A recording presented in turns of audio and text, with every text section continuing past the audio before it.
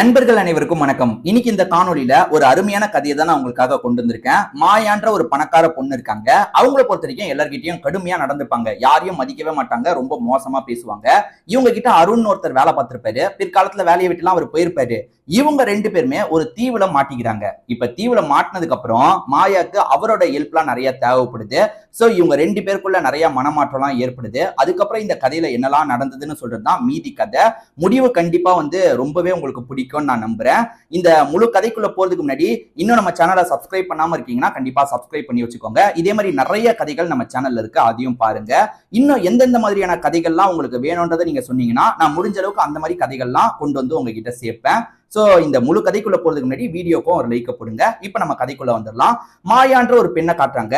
இந்த பெண்ணை பொறுத்த வரைக்கும் பெரிய பிசினஸ் மேனோட பொண்ணா இருப்பாங்க. இப்போ கார்த்திக் அப்படின்ற ஒருத்தரை திருமணம் பண்ணிடுறாங்க. அதாவது கார்த்திக்கோட அப்பாவும் பெரிய பிசினஸ் மேன், கார்த்திக்குமே பெரிய பிசினஸ் மேன் தான். சோ ரெண்டு குடும்பமா பெரிய குடும்பம்ன்றதுனால கல்யாணத்தெல்லாம் நல்லபடியா முடிச்சிடுறாங்க. இப்போ கார்த்திகோட வீட்டுல தான் மாயா இருக்க ஆரம்பிக்கிறாங்க. அதுவுமே ரொம்ப பெரிய வீடு, மாளிகை வீடுன்னு சொல்லுவாங்கல்ல, அந்த மாதிரி ஒரு வீடு தான். இந்த வீட்டுல ஏகப்பட்ட பேர் வேலை பாக்குறாங்க. இப்போ கார்த்திகோட வீட்டுக்கு இவங்க சமீபமா தான் வந்திருக்காங்க. இப்பதான் புது மருமகளா இந்த வீட்டுக்கு வந்திருக்காங்க. அப்படி வந்தவங்க இங்க இருக்க எல்லா ஒர்க்கர்ஸ் கிட்டயும் ரொம்ப மோசமா நடந்துக்கிறாங்க. இவங்க வீட்டுல இருக்கும் போது, மாயா இவங்களோட வீட்டுல இருக்கும் போதும் அப்படிதான். மாயாவை பொறுத்த வரைக்கும் ஒரு 16-17 வயசுல இருந்தே ரொம்ப ஆட்டிடியூடா தான் நடந்துப்பாங்க. எல்லார்கிட்டயும் கடுமையா தான் நடந்துப்பாங்க. யாருகிட்டயும் பொறுமையாவே பேச மாட்டாங்க. நீங்க எல்லாம் எங்களுக்கு கீழே வேலைக்காரங்க மாதிரி, உங்ககிட்ட எல்லாம் நான் பொறுமையா பேசணுமா அப்படின்ற மாதிரி எல்லார்கிட்டயும் அதட்டி தான் வேலை வாங்குவாங்க. இந்த மாதிரி தான் பண்ணிட்டு இருப்பாங்க. இப்ப அதே விஷயத்தை தான் கார்த்திக் வீட்டுக்கு வந்ததுக்கு அப்புறமா பண்ணிட்டு இருக்காங்க. அந்த மாதிரி இந்த வீட்டுல அருண் ஒருத்தர் வேலை பார்ப்பாரு. அவரை பொறுத்த வரைக்கும் அவரோட வேலையை கரெக்டா தான் பார்ப்பாரு. ஆனா இந்த மாயா இருக்காங்கல்ல, இந்த வேலையை கூட உன்னால ஒழுங்கா செய்ய முடியாதா அப்படின்ற மாதிரி எப்ப பாரு அருணை திட்டிக்கிட்டே இருக்காங்க. அதாவது கார்த்திக் அதாவது ஹஸ்பண்ட் மட்டும் இருந்த வரைக்கும் இவர் அவ்வளவுலாம் திட்டு வாங்கியிருக்க மாட்டாரு. ஆனா இப்ப இந்த மாயா வந்ததுக்கு அப்புறம் எதுக்கு எடுத்தாலும் திட்டிக்கிட்டே இருக்காங்க. இந்த அருணுக்கு ஒண்ணுமே புரியல. இதுக்கப்புறம் இவங்க கிட்ட நம்ம பேச்சு வாங்க முடியாது. நம்ம எதுக்காக இந்த வேலையில இருக்கணும்? நமக்கு வேலையா கிடைக்காது, மத்த வேலைக்கு போயிடலாம். எல்லாம் கூலி வேலை தான், வேற ஏதாவது ஒரு வேலையை பார்க்கலான்ற மாதிரி இவருமே கிளம்பி போயிடுறாரு. அப்படியே மாசம் போகுது. அவங்களுக்கு மாயாக்கு அவன் போயிட்டான்றதுக்கு எந்த ஒரு வருத்தமும் கிடையாது. இன்னொருத்தன் வரப்போறான், அவனை நம்ம திட்ட போறோன்ற மைண்ட் செட்ல தான் இருக்காங்க. அருண்மே வேற வேலையை பார்த்துக்கலான்னு அங்க இருந்து கிளம்பிடுறாரு. அதாவது போகும்போது கார்த்திக் சார் கிட்ட சரி இந்த மாதிரி நான் வேலையை விட்டு போறேன்ற மாதிரி தான் சொல்லிட்டு கிளம்புறாரு. இப்படியே மாதங்கள் ஓட ஆரம்பிக்குது. மாதங்கள் வருடங்களா மாறுது. ஏறவரைய 2 வருஷம் இந்த சம்பவம் நடந்து ஓடி போயிருது. மாயாவும் கார்த்திக்கும் ரொம்ப அன்பு வச்சிருக்காங்க. ரொம்ப லவ்வோட தான் பழகிட்டு இருக்காங்க. என்ன இவங்களுக்கு ஒரே வருத்தம்னா குழந்தை நமக்கு இல்லையன்ற மாதிரி ஒரு வருத்தம் மட்டும் இருக்கு. இவங்க ரெண்டு பேரோட வாழ்க்கையும் ஸ்மூத்தா தான் போயிட்டு இருக்கு. கார்த்திகை பொறுத்த வரைக்கும் நிறைய நண்பர்கள் இருக்காங்க. மாயாவுக்கும் ஏகப்பட்ட நண்பர்கள் இருக்காங்க. சோ அடிக்கடி இவங்க கெட் டுகெதர் மாதிரி ஃபங்க்ஷன்லாம் பண்ணுவாங்க. அதாவது கெட் டுகெதர் மாதிரி ஏதாவது ஹோட்டல்ல மீட் பண்ணி ஜாலியா பார்ட்டிலாம் பண்ணுவாங்க. இந்த மாதிரி நிலைமையில நம்ம போட்டிங் மாதிரி போனா என்ன, அதாவது ஒரு பெரிய போட்ல நம்ம டிராவல் பண்ணா என்ன, கோவா போலாம், இந்த மாதிரி சுத்தி இருக்க நிறைய பகுதிக்கு போலான்ற மாதிரி ஒரு பெரிய பிளான் எல்லாம் போட்டுட்டு இருக்காங்க. சோ கார்த்திக் ஒய்ஃபு கிட்டே இந்த விஷயத்த சொல்றாரு. ஏன்னா கார்த்திகோட ஃப்ரெண்ட்ஸ் இருக்காங்க, ஃப்ரெண்ட்ஸோட ஒய்ஃபுங்களும் வர மாதிரி பிளான்.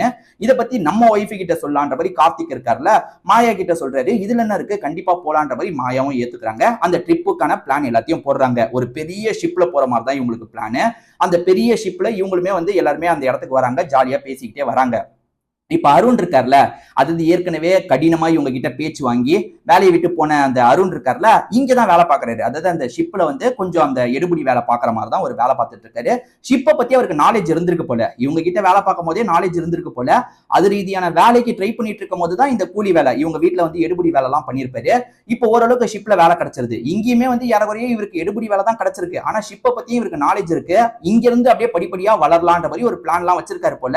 இப்பயுமே என்ன பண்றாருன்னா, எல்லாரையும் கவனிக்கிறது தான் இவரோட வேலை. எல்லாருக்கும் கூல் ட்ரிங்க்ஸ் தரது தான் இவரோட வேலை. ஆனா இவர் என்ன பண்றாருன்னா, அங்க இருக்கிறவங்க கிட்ட எப்படி இதை கண்ட்ரோல் பண்ணும், இந்த வேலையை எப்படி பண்ணும் அப்படின்ற மாதிரி நிறைய பேசிட்டு இருக்காரு. டே தம்பி, நீ எத்தனை வாட்டா இதெல்லாம் கேட்ப, இதெல்லாம் நீ சாதாரணமா சொல்லிலாம் கத்துக்க முடியாதுடா, பண்ணி பார்த்து தான் கத்துக்க முடியும். நீ போய் ஆளுங்களை கவனி அப்படின்ற மாதிரி சொல்றாங்க. இவருமே எல்லாரையும் கவனிக்கிறதுக்காக அந்த பணியாள் வேலை எல்லாம் பண்ணிட்டு இருக்காரு. இப்ப மாயா திரும்பி இந்த அருணை சந்திக்கிறாங்கல்ல, அருணை ஏளனப்படுத்துற மாதிரி திரும்பி பேசுறாங்க. இப்பயுமே இவங்களுக்கு கீழன்ற கணக்கு தானே அவரு, ஏன்னா எல்லாருக்கும் வேலை பார்க்கறது தான் அவரோட வேலையா இருக்கும். இவங்க கடினமா பேசுறாங்க. அப்பயும் வேலையை ஒழுங்கா செய்யல, இப்பயும் நீ ஒழுங்கா வேலையை செய்யலன்னு நக்கல் பண்ணிக்கிட்டே இருக்காங்க. கார்த்திக் என்ன சொல்றாருன்னா, இப்ப வேற இடத்துல வேலை பார்க்கறான், எதுக்காக நீ இப்பெல்லாம் பேசிட்டு இருக்க, இப்பெல்லாம் பேசாத அப்படின்ற மாதிரி கொஞ்சம் வந்து அந்த அருணுக்காக சப்போர்ட் பண்ணி பேசுறாரு.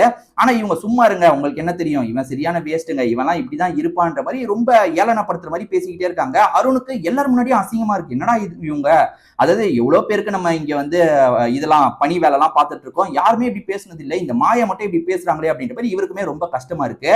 ஏன்னா இவங்க அடுத்து 3 நாள் 4 நாள் இந்த ஷிப்ல தான் சுத்தி பாக்குற மாதிரி பிளான் வச்சிருப்பாங்க. அப்படி இருக்கும்போது வந்து இவங்க ரொம்ப நம்மள அசிங்கப்படுத்துறாங்களே, இவங்க கிட்ட நம்ம எப்படிதான் நாட்களை கடத்த போறோம் அப்படின்ற மாதிரி இவருமே கொஞ்சம் கஷ்டத்துல தான் இருந்துட்டு இருக்காரு. இவங்களை பொறுத்த வரைக்கும் ஒரு பெரிய ஷிப்ல தானே இருந்துட்டு இருக்காங்க. இந்த பெரிய ஷிப்லயே வந்து ரூம் வசதி எல்லாமே இருக்கும். இவங்களுக்கான ரூமுக்கு இவங்களுமே வந்துடுறாங்க. இப்பயுமே இவங்க என்ன பண்றாங்கன்னா, அருண் கிட்ட வம்பு பண்ற மாதிரி பெட்ஷீட் எடுத்துட்டு வா, அதை எடுத்துட்டு வா, இந்த பெட்ஷீட் தான் இருக்கா, இது நல்லாவே இல்லை, இதெல்லாம் எனக்கு செட் ஆகாது, வேற எடுத்துட்டு வா அப்படின்ற மாதிரி சொல்றாங்க. இந்த மாதிரி அருணை போட்டு டார்ச்சர் பண்றாங்க. கார்த்திக் இதுல பெருசா விருப்பம் கிடையாது. என்னதான் இருந்தாலும் எதுக்கு நம்ம இப்படி டார்ச்சர் பண்ணோம் அப்படின்ற மாதிரி யோசிக்கிற கேரக்டரா இருப்பாரு. ஆனா மாயா கேட்கிற மாதிரியே இல்ல, இந்த அருணை பயங்கரமா கிண்டல் பண்ணிக்கிட்டே இருக்காங்க. இப்ப எல்லாருமே வந்து ரெஸ்ட் எடுத்துட்டு இருக்காங்க. அப்ப மாயாக்கு மட்டும் முழிப்பு வந்துருது. இப்ப மாயாவும் சுத்தி முத்தி வேடிக்கைலாம் பார்த்துட்டு இருக்காங்க. இப்ப மாயா இருக்காங்கல்ல, கொஞ்சம் தள்ளி போய் மீன் பிடிக்கணும் அப்படின்ற மாதிரி யோசிக்கிறாங்க. அதாவது இந்த பெரிய ஷிப்லயே நிறைய சின்ன சின்ன போட்லாம் இருக்கும். அந்த போட் மூலியமா சுத்தி பார்க்கணும்னா போலாம் போல, கொஞ்சம் பக்கத்துல எல்லாம் போலாம் போல. அந்த மாதிரி இவங்க என்ன பண்றாங்கன்னா, போறதுக்காக பேசிட்டு இருக்காங்க. பேசிட்டு இருக்கும்போது, அதாவது அங்க மேனேஜ்மெண்ட் ஒர்க் எல்லாம் பண்றவங்க இருப்பாங்களா, அவங்க கிட்ட பேசும்போது இவனை வேணா கூட்டு போய்க்கோங்க அப்படின்ற மாதிரி அருணை கையை காட்டுறாங்க. எது இவன் கூட போகணுமான்ற மாதிரி மாயாக்கும் பெருசா விருப்பம் இல்ல. அதே மாதிரி அருணுக்கும் இவங்களை கூட்டிட்டு போகணுமான்ற மாதிரி பெருசா விருப்பம் இல்ல. ஆனா வந்து அந்த எட் என்ன சொல்றாருன்னா, இவன் தான் மேடம் இருக்கான், இவனை வேணா கூட்டு போய்க்கோங்க.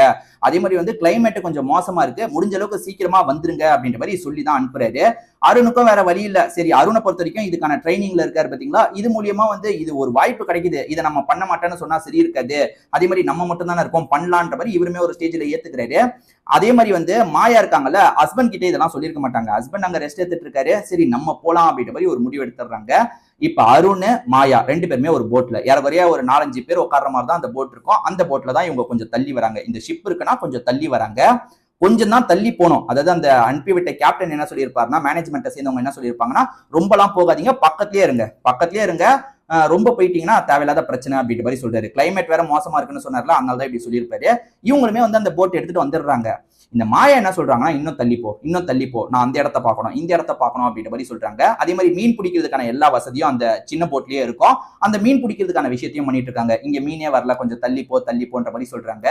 அருணை பொறுத்த வரைக்கும் இல்ல இல்ல, அவர் வந்து ரொம்ப தள்ளி போகக்கூடாது, கிளைமேட் மோசமா இருக்குன்னு சொல்லியிருக்காருன்ற மாதிரி சொல்றாரு. அதெல்லாம் ஒண்ணும் கிடையாது, நீ தள்ளிப்போ அப்படின்ற மாதிரி சொல்றாங்க. சரி ஓகே ஓகேன்ற மாதிரி அருணும் இவங்க சொல்ல சொல்ல கொஞ்சம் கொஞ்சமா தள்ளி வந்துட்டு இருக்காரு. இவங்க வந்த பகுதியில மேகமூட்டமா இருக்கு. இப்ப அந்த ஷிப்பே இவங்களுக்கு கண்ணுக்கு தெரிய மாட்டேங்குது. ஐயோ ரொம்ப தள்ளி வந்துட்டுமா, திரும்பி முன்னாடி போலான்னு பார்த்தா எந்த டைரக்ஷன்ல போறோன்றதோ இவங்களுக்கு தெரிய மாட்டேங்குது. இவங்க ஒரு டைரக்ஷன்ல போறாங்க, அப்பயும் ஷிப் கண்ணுக்கு தட்டுப்பட மாட்டேங்குது. ஐயோ ஷிப்பை விட்டு ரொம்ப தள்ளி வந்துட்டோம் போல அப்படின்ற மாதிரி இவங்க யோசிக்க ஆரம்பிக்கிறாங்க, பயப்பட ஆரம்பிக்கிறாங்க. அதே மாதிரி ஷிப்ல இருக்கவங்களுக்குமே வந்து, அதாவது ஹஸ்பண்டுக்கு இப்பதான் ஒய்ஃப் காணோன்றது தெரிய வருது. என்ன ஏதுன்னு விசாரிக்கும் போது இந்த மாதிரி போட்ல போறதா சொன்னாங்க, கொஞ்சம் தள்ளி போயிட்டாங்க போல, எங்கன்னே தெரியல அப்படின்ற மாதிரி அங்க இருக்கவங்க சொல்றாங்க. இல்ல இல்ல, என் ஒய்ஃபை கண்டுபிடிக்கணும்ன்ற மாதிரி கார்த்திக் பெரிய பிரச்சனை பண்றாரு. இப்ப ஷிப்ல இருக்க எல்லாருமே வந்து அவங்க எங்கன்றதெல்லாம் தேட ஆரம்பிக்கிறாங்க. சோ ஷிப்ல இருந்து இவங்க கிட்ட இருக்க வசதி, அதாவது ஜூம் பண்ற அந்த இதெல்லாம் வச்சிருப்பாங்க பாத்தீங்களா, அது மூலியமா எல்லாம் பாக்குறாங்க. இவங்க எங்க இருக்காங்கன்னு தெரிய மாட்டேங்குது. இப்பதான் கிளைமேட் ஏற்கனவே கேப்டன் சொன்ன மாதிரி ரொம்ப மோசமாகுது. அதாவது பயங்கரமா காத்தடிக்குது. ஷிப்ல இருக்கவங்களுக்கு பெருசா பாதிப்பு இல்ல, ஏன்னா ஷிப்லயே வந்து அந்த காத்து அந்த மழைலாம் வந்து பெஞ்சு இவங்களுமே கஷ்டப்படுறாங்க. ஆனா ஓவராலா ஷிப்பை வந்து கவுத்துற அளவுக்கு எல்லாம் அந்த புயல் இருக்காதுல்ல. சோ இவங்க சேஃபா ஃபீல் பண்றாங்க. ஆனா இப்ப கார்த்திக் என்ன பயம்னா, ஐயோ மாயாக்கு என்ன இருக்கும், மாயாக்கு ஏதாவது பிரச்சனை வருமான்ற மாதிரிலாம் யோசிச்சுட்டு இருக்காரு. அந்த சைடு மாயாக்கு பிரச்சனை வர ஆரம்பிச்சிருது. இப்ப புயல் காத்துலாம் வீசணும்னா இந்த மாயா ரொம்ப பயப்படுறாங்க. அப்படி இப்படி ஓடிக்கிட்டே இருக்காங்க. அருண் என்ன சொல்றாருன்னா, இப்படி பயப்படாதீங்க மேடம், கப்பல் அதாவது இந்த போட்டு கவுந்துருச்சுன்னா ரொம்ப பெரிய பிரச்சனை ஆயிடும், இந்த போட்டு இருக்கிற வரைக்கும் தான் நம்ம சேஃப், நீங்க முடிஞ்ச அளவுக்கு அப்படியே உட்காருங்க, நான் கண்ட்ரோல் பண்றேன் அப்படின்ற மாதிரி முடிஞ்ச அளவுக்கு இவர் வந்து அந்த படகு கவுராத அளவுக்கு பாத்துக்கிறாரு. பயங்கரமா புயல் காத்து வீசுது, மழை வேற பெய்ய ஆரம்பிச்சிருது, இருந்தாலும் இவர் வந்து முடிஞ்ச அளவுக்கு கண்ட்ரோல் பண்ணிட்டு இருக்காரு.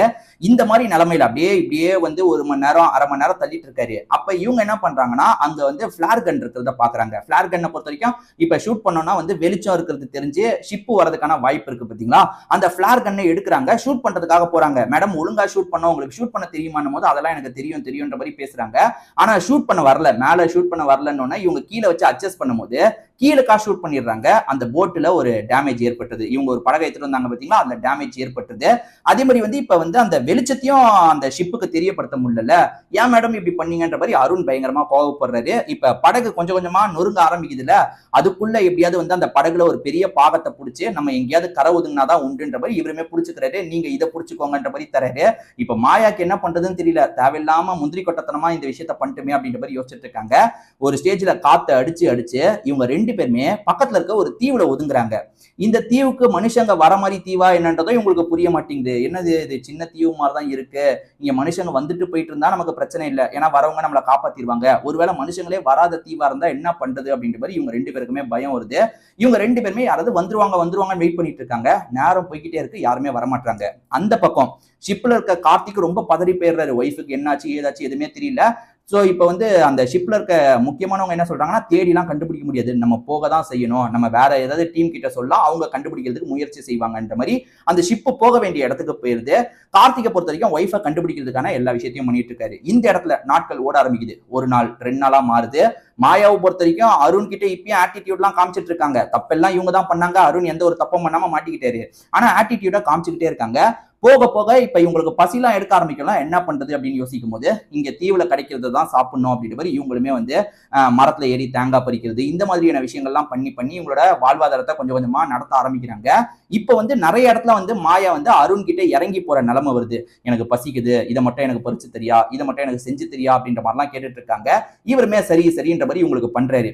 இவர் பண்ணிட்டு இருக்கவர் என்ன சொல்றாருன்னா, இல்ல நானே எல்லா விஷயத்தையும் பண்ண முடியாது, எனக்குமே உங்களுக்கு எப்படி டயர்டா இருக்கோ அதே மாதிரி தான் எனக்குமே டயர்டா இருக்கு, இதுக்கப்புறம் நீங்களும் சில விஷயங்களை செஞ்சுதான் ஆகணும், நீங்க இந்த ஏற்பாடெல்லாம் பண்ணுங்க. இப்ப சமைக்கணும்னா வந்து நீங்க வந்து அந்த விறகெல்லாம் பிறக்கிட்டு வாங்க, நான் வந்து நெருப்பை பத்த வைக்கிறேன், அதே மாதிரி அதுக்கப்புறம் சமைக்கலாம். நம்ம வந்து எவ்வளவு நாள் இருக்க போறோம்னு தெரியல, ரொம்ப நாள் இருக்கிற மாதிரி தான் இருக்கும், அதுக்கு நம்ம ப்ரிப்பேர் ஆகணும், அதுக்கான ஏற்பாடை நம்ம பண்ணணும், அதுக்கு நீங்களும் ஹெல்ப் பண்ணணும்ன்ற மாதிரி சொல்றாரு. வேற வழி இல்லைல்ல. இவங்க அருண் அவ்வளவு கிண்டல் பண்ணிருப்பாங்க, ஆனா இன்னைக்கு அருண் சொல்றதை கேட்கிற நிலைமைக்கு தள்ளப்படுறாங்க. அருண் தான் கைட் பண்றாரு, இந்த மாதிரி நம்மளுக்கான ஏற்பாடை பண்ணிக்கணும், திரும்பி புயல் மழைலாம் வந்தா நம்ம ஒதுங்கிறதுக்கு கூட இடம் இல்லாம இருக்கு, அதுக்கான இடத்தை அமைக்கணும்ன்ற மாதிரிலாம் சொல்றாரு. வேற வழி இல்லாம அருண் சொல்ற எல்லாத்தையும் இவங்க கேட்டுட்டு இருக்காங்க. அப்படியே வந்து மாத கணக்கு போக ஆரம்பிக்குது. இவங்க அதாவது அருணுக்கு தாடிலாம் பயங்கரமா வர ஆரம்பிச்சிருது. சோ அந்த அளவுக்கு நாட்கள் ஓடிக்கிட்டே இருக்கு. இவங்க 2 பேருமே வந்து நம்மளை யாராவது காப்பாத்துறதுக்கு வந்துருவாங்களா, இல்ல இங்கேயே நம்ம உயிர் போயிடுமான்ற லெவலுக்கு பயப்பட ஆரம்பிக்கிறாங்க. அதே சமயம் ஒருத்தருக்கு ஒருத்தர் சப்போர்ட்டிவா இருக்காங்க. அருணை பொறுத்த வரைக்கும் இவர் ஃபேமிலியை நினைச்சு பயங்கரமா ஃபீல் பண்ணிட்டு இருக்காரு. மாயா என்ன சொல்றாங்கன்னா, எல்லாம் என் தப்பால, என்ன மன்னிச்சிரு, நான் இப்படி பண்ணிருக்க கூடாது, தப்பு பண்ணிட்டேன் அப்படின்ற மாதிரிலாம் புலம்பிட்டு இருக்காங்க. அதே மாதிரி மாயாவும் ஹஸ்பண்டை ரொம்ப மிஸ் பண்றாங்க. ஹஸ்பண்டை மிஸ் பண்றாங்க, ஃபேமிலியை மிஸ் பண்றாங்க, ஒரு ரிச்சான லைஃப் வாழ்ந்துட்டு இருந்தாங்களா அதை ரொம்ப மிஸ் பண்றாங்க. இங்க இவ்வளவு கஷ்டப்படுறமேன்ற மாதிரிலாம் ஃபீல் பண்ணிட்டு இருக்காங்க. இப்ப அருண் இவங்களுக்கு ஆறுதல் சொல்லிட்டு இருக்காரு. போக போக இவங்களுக்குள்ள நட்பெல்லாம் மலர ஆரம்பிக்குது. இப்ப இவங்க 2 பேரும் மாத்தி மாத்தி சிரிச்சுக்கலாம் செய்யறாங்க. மாயா வந்து அருணை பார்த்து சிரிக்கவே மாட்டாங்க, எப்பவுமே கோவம் தான் பட்டுட்டு இருப்பாங்க. ஆனா இப்ப இவங்களுக்குள்ள வந்து நல்ல நிகழ்வு எல்லாம் நடக்குது, மாத்தி மாத்தி ஹெல்ப் பண்ணிக்கிறாங்க. இவர் சொல்லி ஒரு வேலையை பண்ணணும்ன்ற அவசியம் வர மாட்டேங்குது, அவங்களுமே சில வேலையை பண்றாங்க. இப்ப சில சமயம் இவருக்கு உடம்பு முடியாம இருக்கும் போது நான் அந்த வேலையெல்லாம் பாத்துக்கிறேன்னு சொல்றாங்க. இவங்களோட நட்பு நாளுக்கு நாள் அதிகமாகுது. மாத கணக்கு, அதாவது ஏறக்குறைய மாத கணக்கு இருந்தது இப்ப வருட கணக்கா மாறிடுது. 1 வருஷம் 2 வருஷம் கிட்ட ஆயிருது. இங்கேதான் இவங்களோட வாழ்க்கையை ஓட்டிட்டு இருக்காங்க. நம்ம தப்பிக்கிறதுக்கு என்னதான் வழின்னு சில முயற்சியும் அப்பப்ப எடுப்பாங்க. எல்லா முயற்சியும் வந்து பலனளிக்காம போகுதுல, அவ்வளவுதான் நம்ம லைஃப் இங்கேதான் போக போகுது போலன்ற மாதிரி யோசிச்சுட்டு இருக்காங்க. இவங்க 2 பேருக்குள்ளயும் நட்பு உருவாச்சுன்னு சொன்ன பாத்தீங்களா, அது காதலாவும் மாறிடுது. 2 பேருமே வந்து அன்பை காட்டுறதுக்காக கட்டிலாம் புடிச்சிட்டு இருக்காங்க. சோ இவங்களுக்குள்ள நெருக்கமும் அதிகமாயிட்டு இருக்கு. ஒருவேளை நம்ம தப்பிச்சு போனா நம்ம 2 பேர் சேர்ந்தா என்னன்ற அளவுக்கு இவங்க 2 பேருமே டிஸ்கஷன் எல்லாம் பண்ணிட்டு இருக்காங்க. இப்பதான் ஒரு நாள், அதாவது வந்து 2 வருஷம் கிட்ட ஆயிடுச்சு பாத்தீங்களா, ஒரு நாள் வந்து ஒரு ஷிப் இவங்க இங்க இருக்கிறத கண்டுபிடிச்சிருது. சோ வந்து தகவலை பாஸ் பண்ண டீமை சேர்ந்தவங்க இருக்காங்கல்ல, ஒரு சின்ன போட் மூலியமா இந்த தீவு கிட்ட வராங்க. இவங்க 2 பேரையும் மீட்டு இங்க இருந்து கொண்டு போயிடுறாங்க. இப்ப 2 பேருமே இவங்களோட குடும்பத்தை பாக்குறதுக்காக வந்துடுறாங்க. அருணை பொறுத்த வரைக்கும் அவங்க கிட்ட பேசின எல்லாத்தையும் யோசிக்கிறாரு. அதாவது நம்ம 2 பேரும் சேர்ந்துடலான்ற லெவலுக்கு பேசினாங்க பாத்தீங்களா, அது எல்லாத்தையும் யோசிச்சுட்டு இருக்காரு. அவங்க பணக்காரங்க அங்க இருக்கும் போது அப்படி பேசினாங்க, ஆனா திரும்பி ஏத்துப்பாங்களா அப்படின்ற மாதிரி அருணுக்கு சில கேள்வி இருக்கு. ஆனா மாயாவை பொறுத்த வரைக்கும் டோட்டலா மாறி இருப்பாங்க. அவங்களுக்குள்ள இருக்க அந்த ஆணவம் எல்லாமே வந்து குறைஞ்சிருக்கும்.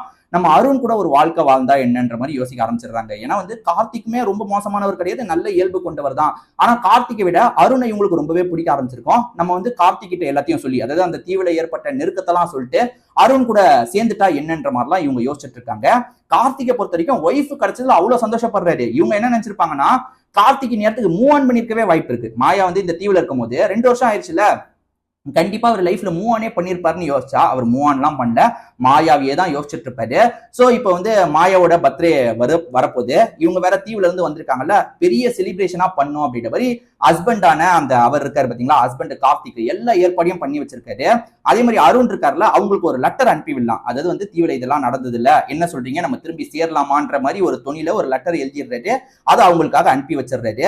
மாயாவும் என்ன முடிவு பண்றது, அதாவது ஹஸ்பண்ட் நமக்காக ஒரு பார்ட்டி மாதிரி பிளான் பண்ணிட்டாரு, ஹஸ்பண்ட் கிட்ட சொல்லிடலாமா இல்ல என்ன பண்றது யோசிச்சு முடிவு எடுக்கலான்ற மாதிரி ஒரு குழப்பத்திலேயே தான் இருந்துட்டு இருக்காங்க. ஏன்னா அருணும் வெளியே வந்ததுக்கு அப்புறம் அவன் என்ன எப்படி இருக்குன்ற மாதிரிலாம் யோசிச்சுட்டு இருக்காங்க. இந்த மாதிரி நிலைமையில என்ன ஆகுது தெரியுமா, ஆக்சுவலா அருண் தரப்புல இருந்து ஒரு கிஃப்ட் மாதிரி தான் வந்திருக்கும். அந்த கிஃப்ட் கூட தான் அந்த லெட்டருமே இருக்கும். அந்த கிஃப்ட்டை வாங்குறதே யாருன்னு பாத்தீங்கன்னா கார்த்திக் தான். கார்த்திகா என்ன லெட்டர் இருக்குன்னு பிரிச்சு படிக்கிறாரு. அப்படி படிக்கும் போதுதான் தீவுல என்னெல்லாம் நடந்திருக்குன்றது இவருக்கு தெரிய வருது. இது இவங்க 2 பேர் சேரலான்ற ஒரு முடிவுல இருக்காங்களா, அருண் வேற சேரலாமான்னு கேட்டிருக்கான். என்ன பண்றது, இது வந்து மாயாக்கு போகவே கூடாது, மாயா வந்து நம்ம கூடயே தான் இருக்கணும்ன்ற மாதிரி கார்த்திக் யோசிக்கிறாரு. ஏன்னா கார்த்திக்கு மாயாவை அந்த அளவுக்கு பிடிக்கும். மாயா வந்து அந்த தீவுல நெருக்கமா இருந்தாலும் பரவாயில்ல, மாயா இதுக்கப்புறம் நம்ம கூட தான் இருக்கணும்ன்ற மாதிரி தான் யோசிக்க ஆரம்பிக்கிறாரு. அதனால இந்த கார்த்திக் என்ன பண்றாருன்னா, இந்த லெட்டர் அவளுக்கு போகவே கூடாதுன்ற மாதிரி லெட்டரை மறைச்சிடுறாரு. அதுக்கப்புறம் வேற வேற சூழ்நிலையில வந்து அந்த அருண் இருக்காருல, இந்த விஷயத்த சொல்லலாம்னு நினைக்கிறாரு. அவங்க கிட்ட பேசுறதுக்கு ட்ரை பண்ணும் போதெல்லாம் இவர் வந்து அவாய்ட் பண்ணிக்கிட்டே இருக்காரு. மாயா நம்ம கூடயே இருக்கணும்ன்றதுக்காக கார்த்திக் தான் இந்த விஷயத்த பண்றாரு. ஆனா மாயா என்ன யோசிக்கிறாங்கன்னா, தீவுல இருந்து வந்ததுக்கு அப்புறம் அவனா வந்து பேசுவான், நம்மள கூட்டு போவான் அப்படின்ற மாதிரிலாம் நம்ம யோசிச்சோம். ஆனா அவன் வர மாதிரியே தெரியல. அப்ப தீவுல இருக்கும் போதுதான் அதெல்லாம் நடந்திருக்கு போல, அதுக்கப்புறம் நம்மள மறந்துட்டான் போல அப்படின்ற மாதிரி அவங்க ஒரு பக்கம் யோசிச்சுட்டு இருக்காங்க. அதனால அவங்க இருக்காங்க பாத்தீங்களா, அருணை வந்து கான்டாக்ட் பண்றதுக்கு எந்த ஒரு முயற்சியும் எடுக்காம இருக்காங்க. அருணை பொறுத்த வரைக்கும் அவங்க மறந்துட்டதா யோசிச்சுட்டு இருக்காரு, மாயாவை பொறுத்த வரைக்கும் அருண் மறந்துட்டதா யோசிச்சுட்டு இருக்காங்க. ஆக மொத்தத்துல கார்த்திக் மாயா நம்ம கூடயே இருக்கணும்ன்றதுக்காக பிளான் போட்டு இந்த விஷயத்தெல்லாம் பண்ணிருப்பாரு. சோ அவங்க 2 பேரும் சேர முடியாம போயிருது. அருண் வந்து நம்ம லைஃப்ல வேற ஒரு பொண்ணை தான் பார்க்கணுன்ற மாதிரிலாம் யோசிச்சு கொஞ்சம் சோகத்துல இருக்காரு. இவங்களுமே வந்து சரி ஹஸ்பண்ட் கூட தான் இதுக்கப்புறம் நம்ம வாழணும், பரவாயில்ல ஹஸ்பண்டும் நல்லவர் தானே, இவரு கூடயே வாழலான்ற மாதிரி ஒரு முடிவு எடுத்துடுறாங்க. இவங்க 2 பேரும் சேராமையே இந்த கதை முடியுது. கண்டிப்பா இந்த கதை உங்க எல்லாருக்குமே பிடிச்சிருக்கும்னு நம்புறேன். திரும்பி வேற ஒரு கதையில உங்களை வந்து நான் சந்திக்கிறேன். இன்னும் இந்த வீடியோக்கு சப்ஸ்கிரைப் பண்ணாம இருக்கீங்கன்னா கண்டிப்பா சப்ஸ்கிரைப் பண்ணிக்கோங்க. லைக் போடாம இருக்கீங்கன்னா லைக்கும் போடுங்க. திரும்பி வேற ஒரு காணொலியில சந்திக்கலாம். நன்றி, வணக்கம்.